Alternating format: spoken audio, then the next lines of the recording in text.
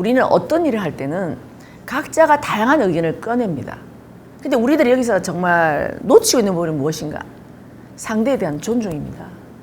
우리는 어떤 말을 할 때 내가 저 사람의 꼴이 보기 싫어서 어떤 말을 내뱉을 수도 있고, 또 아니면 내가 어떤 걸 할 때 좀 더 이왕이면 좀 더 멋졌으면 좋겠다, 이걸 가지고 있거든요. 그럼 그 사람이 그렇게 말하는 에너지조차도 우리가 소중하게 받아들여야 된다는 거죠. 근데 여기서 내가 내 에너지를 뭔가 꺼내거나 여기서 뭔가 마찰이 일어날 때는 사람을 소중하게 생각하지 않는다는 거예요.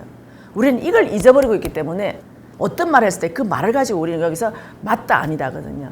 어떤 말도 우리는 이 세상에 할 수 있어요. 이 세상에는 좋은 말만 다니나요? 우리가 볼 때 탁한 말, 우리가 더 심하게 나면 악한 말을 우리는 할 수 있어요.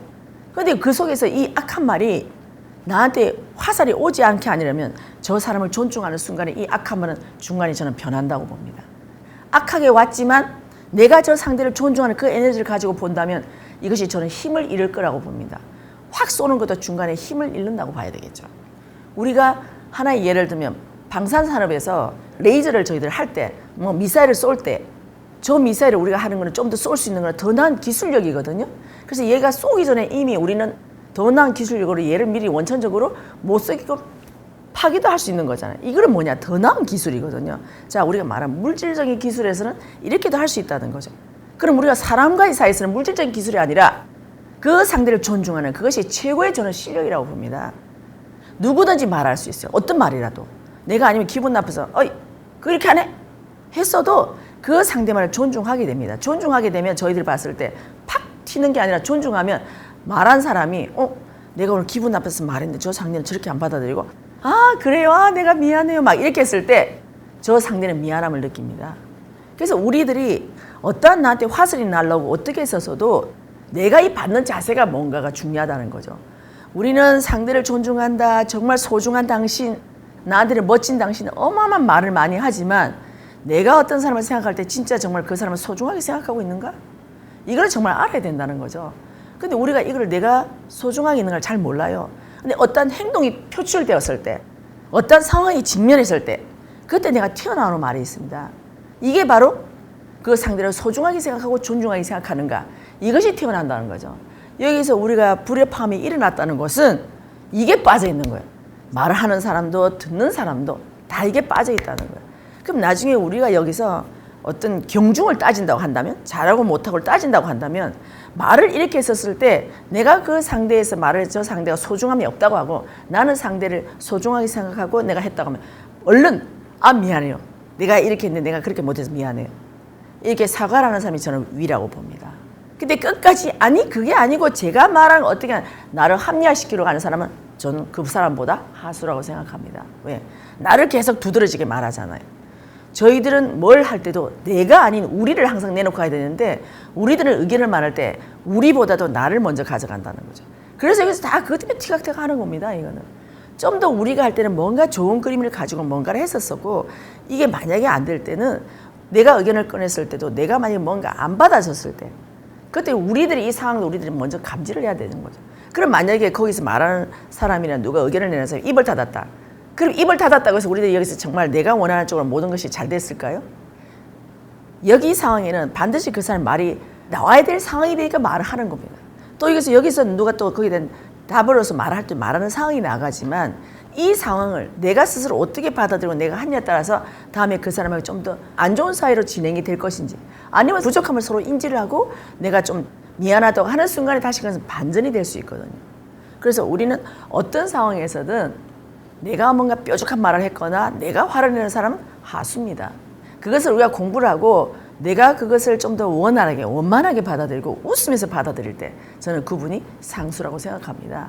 그래서 우리가 웃을 때는 상대를 비웃는 웃음이 아니라 이해한다는 거죠. 이해하기 때문에 웃을 수 있는 거예요. 이해를 못하면 절대 웃을 수가 없습니다. 가짜 웃음이죠. 그러면 상대는 그것이 가짜 웃음을 바로 안다니까요. 그래서 우리가 어떤 상황이 벌어졌을 때 잘하려고 하는 이 마음을 놓고 상대를 소중하게 생각하고 상대에게 존중하는 것이 최고로 잘하는 겁니다. 그 속에서 우리는 나 혼자만 두드러지는 것도 아니기 때문에 그래서 우리가 이 강의 속에서 얼마나 상대를 존중하고 소중하게 생각하고 얼마나 했지만 안 되는 이유가 바로 여기서 표출이 되는 거거든요. 어떤 말을 해도 좋아요. 여기서 필요한 말이기 때문에 그 말이 나왔고 그 말을 내가 어떻게 먹냐에 따라서 그 에너지는 좋은 쪽으로 변화가 됩니다.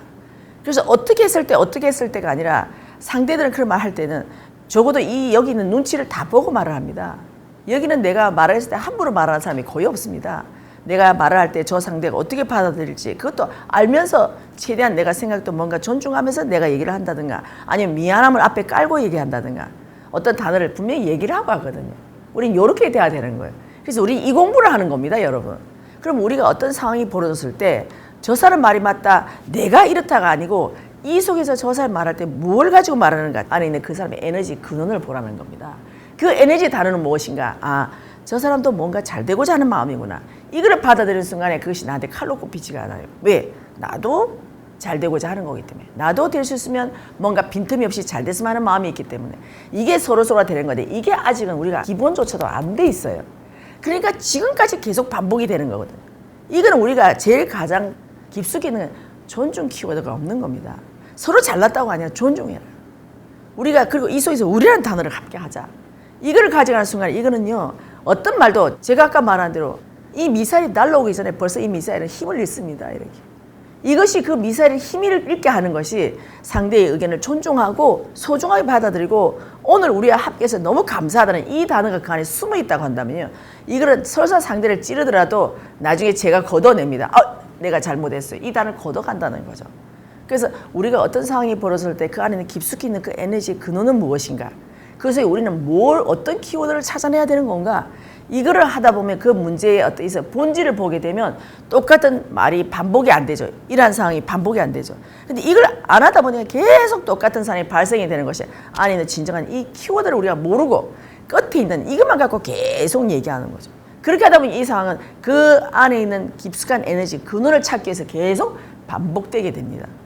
그래서 우리가 계속 반복한다는 것은 이 안에 우리가 근원적으로 찾지 못한 단어는 무엇인가? 그러면 제가 지금 말할 때는 존중과 소중함과 이걸 얘기했지만 그러나 또 각자가 맡은 분야에 대해서는 내가 또 느끼는 바가 있겠죠. 그거를 찾아야 된다는 거예요. 그렇게 할 때 이 상황은 여기서 이제 종결이 됩니다. 왜? 단어를 찾았잖아요. 왜 이런 문제가 벌어졌는데 그 근원을 찾았잖아요. 그렇게 되면 이 상황은 두 번 다시 하라고 해도 못합니다. 왜? 우리들이 이미 알았기 때문에. 그래서 우린 이 상황을 알면서 한 단을 넘어가야 우리들의 공부도 한 단을 올라가게 되는 거지. 아니면 똑같은 상황이 계속 반복됩니다. 이거는. 그래서 우리들이 어떤 상황이 됐을 때도 왜 반복이 되는가? 그럼 나는 여기서 못 찾은 것은 무엇인가? 이거를 빨리 찾아야 된다는 거죠. 근데 거기는 저 상대에 대한, 저 사람에 대한 이게 아니고 그 사람이 말하고자 그 에너지를 내가 이 속에서 어떤 에너지를 가져갔나? 내가 기분 나쁘게 바친다. 나도 뭐 잘하고 싶은데 이 속에서 내가 나를 보라니까요. 이거는 내 방어입니다. 근본적으로 봤을 때 내 방어거든요. 이 방어 기제가 또 나타나는 거죠. 그럼 이걸 빨리 잡아야 되는 거예요. 사람이 누구하고 함께 할 때는 내가 내 스스로 방어를 하게 되면 절대 함께 할 수가 없습니다. 각자가 다. 그럼 내가 이걸 방어했는 걸 내가 스스로 무너뜨릴 때 함께 할 수 있어요. 근데 우리 다 방어를 하고 있잖아요. 우리뿐만 아니라 우리나라 대한민국 국민들이 다 방어를 하고 있거든요. 왜? 지금은 너무 세상이 힘드니까 방어할 수밖에 없어요. 하지만 방어를 해서 지금은 힘들더라도 이 방어가 나를 더 가둡니다. 더 사람이 더 없습니다. 그래서 이 속에서 나를 조금 여는 사람만이 그래도 뭔가 다른 사람 함께 할 수 있는 여지가 생기거든요. 그럴 때 이 각박한 세상이라 할지라도 한 사람이 나한테 함께 할 사람이 오는 거죠. 이거는 본인만이 열 수 있는 거예요. 아무도 열 수 없습니다. 누가 열으라고 한다고 이 방어 기제를 놔라. 당신 벽을 허물었더라. 절대 안 된다는 거예요. 이거는 오로지 나에게 달려있다. 나만이 할 수 있다.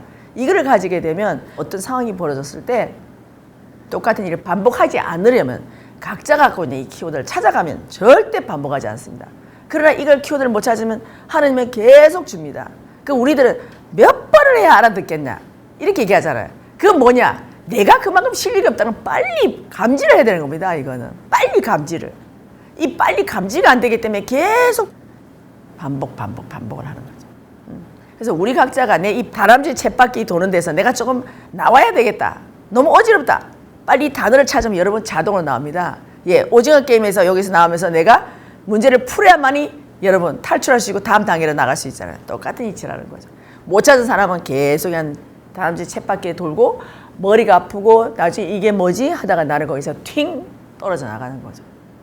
그래서 우리가 거기서 조금의 키워드를 잡는다고만 한다면 이 상황은 더 이상 반복되지 않을 거라고 생각합니다.